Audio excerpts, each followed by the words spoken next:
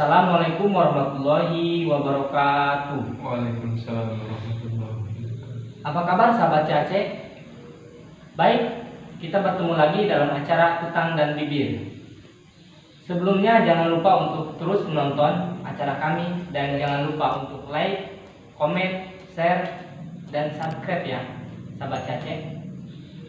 Oke Kang Jul, apa yang akan kita bincang-bincangkan untuk petang ini Kang Jul? Paling Kang Sudar untuk kami sharing aja dulu ya. Oh iya siap Kang Jul. Saya sapa dulu nonton. Siap, mana Kang Jul? Baik, assalamualaikum warahmatullahi wabarakatuh. Waalaikumsalam warahmatullahi wabarakatuh.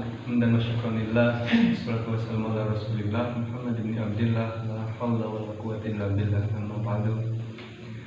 Sahabat Cace, dimanapun Anda berada, alhamdulillah kita masih bisa bertemu, kita masih bisa bertatap muka. Ya. Alhamdulillah kita masih diberi umur panjang oleh Allah untuk melaksanakan puasa di bulan Ramadan ini. Ya. Oke, Kang Sudar, paling untuk sekarang kan kita sering-sering aja dulu ya. Ya.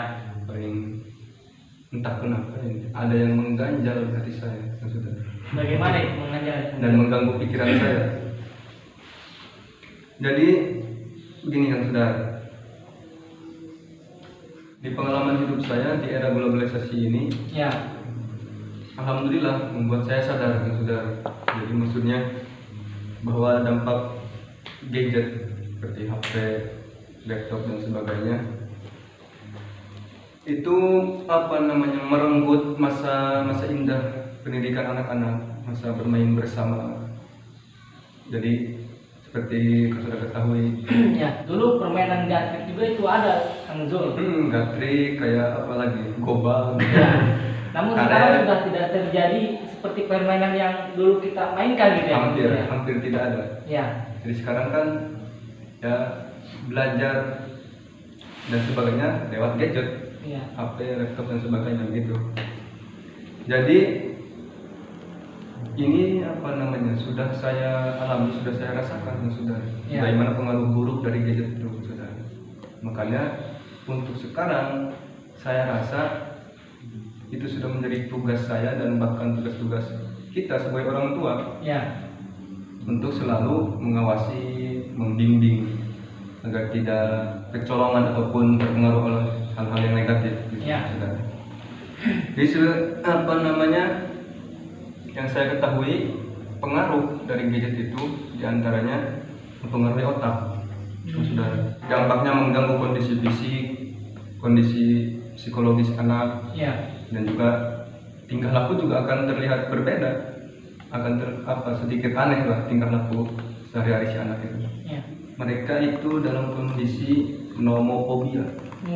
Nomofobia. Jadi nomofobia ini maksudnya ketakutan, kekhawatiran, gelisah ataupun galau Ya. jika hari-hari mereka tanpa smartphone, tanpa gadget, Ya. tanpa HP. Jadi gimana sih Kang Saudara kalau sehari aja nggak ada HP rasanya? Rasanya pusingnya gitu kan. Jadi ketika kita nongkrong pun juga ya, itu pengalaman saya gitu ya. Itu seolah-olah saya pengen megang HP mulu gitu kan. Jadi itu juga yang sudah saya alami, sudah saya rasakan. Iya. Seperti kita ketahui gitu ya. Jadi ngumpul-ngumpul bareng itu sudah jarang, ngumpul tanpa HP. Iya. Ngobrol semalaman tanpa HP itu jarang. Iya. Jadi sekarang ngumpul juga tapi masing-masing dengan HP. Begitu Mas Saudara. Terus efeknya Mas Saudara. Iya. Efeknya itu diantaranya bisa merusak mata karena terlalu lama. Jadi mata ini terganggu, penglihatan menurun, kurang bagus, kering, mata kering dan lelah lah. Iya. Jadi gampang ngantuk nanti.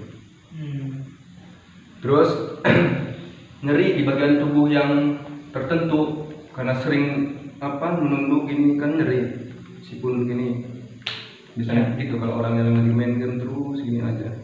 Udahnya ya udah pasti pegel-pegel. Dan juga menurut penelitian, saya pernah baca itu penelitian itu bahwa si jari, jadi di ujung-ujung jari kita ini manusia terdapat saraf-saraf. Jadi apabila si saraf-saraf itu tersumbat karena sering menekan HP, itu akan menyebabkan berpengaruh lah pada kesehatan. Saraf jempol ataupun jari-jari lah ujungnya ini, karena sering mencet HP akan berpengaruh pada kesehatan. Adapun efek psikologisnya sudah, yaitu mudah marah dan panik. Jadi rata-rata orang yang sudah kecanduan pada gadget dikit-dikit marah. Jadi kalau kesenggol dikit lah, katanya sedetik marah, kundungan jadi langsung emosi ya, langsung emosi lah, ataupun gampang panik. Jadi itu efek psikologisnya. Terus juga stres ya, bukan stres, dimaksud stres lah, ataupun sering merasa kesepian katanya. Jadi dia kan selalu sendiri, temannya cuma HP doang. Pasti dia merasa kesepian karena tidak ada teman untuk mengobrol. Begitu Mas Saudara. Ataupun sulit, ini yang paling yang sering saya lihat, sulit fokus saat belajar kan Saudara. Susah, mau masuk juga belajar itu susah. Sudah diterangkan berulang-ulang oleh si gurunya itu. Jadi susah masuk, susah fokus lah. Jadi akibat kecanduan gadget, nah akhirnya menimbulkan tadi apa yang Kang Jul jelaskan itu ya? Ya itu tadi antaranya sulit fokus ketika belajar. Kan itu sudah sering kita lihat anak-anak sekarang itu sudah. Memang ada dampak positifnya, jadi seperti mempermudah komunikasi. Kalau itu kan nggak apa-apa. Ataupun untuk belajar juga si HP itu, internet. Tapi itu tadi kita sebagai orang tua harus bisa membatasi waktu anak-anak bermain HP. Jadi jangan sampai seorang anak ini terus main HP gitu kan. Nah harus ada batasnya gitu ya. Ya, kita sebagai orang tua harus bisa membimbing lah, mengawasi, membatasi dengan cara membatasi waktunya. Misalnya nih ya jam 9 gitu, atau jam 9 sampai jam 11 atau setengah 12. Jadi jangan dibiarkan diumbar sampai larut malam, sampai subuh malam. Jadi itu yang saya rasakan, yang sudah saya alami. Nah, saya mau bertanya nih Kang Jul. Tadi apa yang Kang Jul sampaikan berpengaruh tidak dengan santri Kang Jul gitu? Ya, kurang lebih seperti itu Kang Saudara. Jadi memang, jadi bukan santri saja, bahkan ya bisa dibilang adik saya sendiri. Jadi itu memang sudah tugas saya. Jadi yang saya perhatikan mereka ini, yang saya ajarin ngaji lah, memang karena terpengaruh oleh gadget, oleh HP, mereka itu susah kalau saat belajar, susah masuk. Jadi kalau misalnya ada orang yang ngomong kayak gini, misal, wah kamu harus tanggung jawab, jadi suruh siapa kamu nyontohin yang nggak benar. Jadi saya rasa kalau ada yang pernah ngomong pasti gitu. Jadi sudah tugas kita sebagai orang tua mendidik ataupun membimbing anak-anak kita ataupun adik-adik kita untuk tidak terjerumus pada hal-hal yang tidak diinginkan. Apakah Kang Jul bisa ceritakan sejarah kebudayaan Islam gitu ya di zaman Nabi? Mungkin gitu ada gitu Kang Jul. Ya Kang Sundar, seperti yang kita tahu lah, Kanjeng Nabi ya masa kanak-kanak beliau mengembala kambing Kang Sundar. Tapi kita lihat zaman sekarang malah jarang ya, anak kecil yang mengembala kambing, mengembala kerbau, sapi, jarang. Mungkin dia malu gitu Kang Jul dengan era global sekarang ini gitu kan. Padahal mengembala kambing itu banyak manfaatnya. Jadi mungkin dia gengsi pada teman-teman yang lain. Jadi misalnya ada satu orang anak, dia tidak ekonominya lah kekurangan, tapi dia melihat temannya yang lebih mampu mempunyai gadget yang lebih canggih kekinian. Itu malah dia gengsi seperti itu. Jadi dia bisa mungkin bagaimana saya bisa melebihi temannya gitu. Jadi dia tidak berpikir wah dampaknya gitu ya. Padahal sudah seperti apa gitu ya. Maksudnya dia tidak tidak berpikir bahwa ya seperti hal-hal seperti itu mengembala kambing ataupun yang lainnya lah. Ya. Padahal itu banyak juga manfaatnya ketimbang kita selalu ataupun kecanduan oleh gadget itu. Ya. Ataupun dalam segi saudara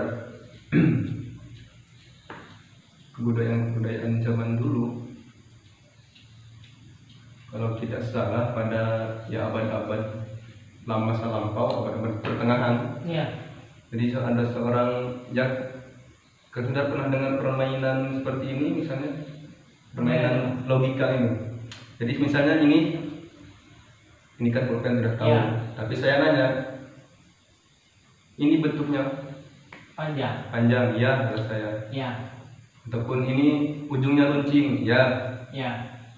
Jadi kan saudara, penemu permainan itu adalah penemu permainan logika yang saya sebutkan tadi. Ya. Itu dia namanya Aristoteles. Hmm.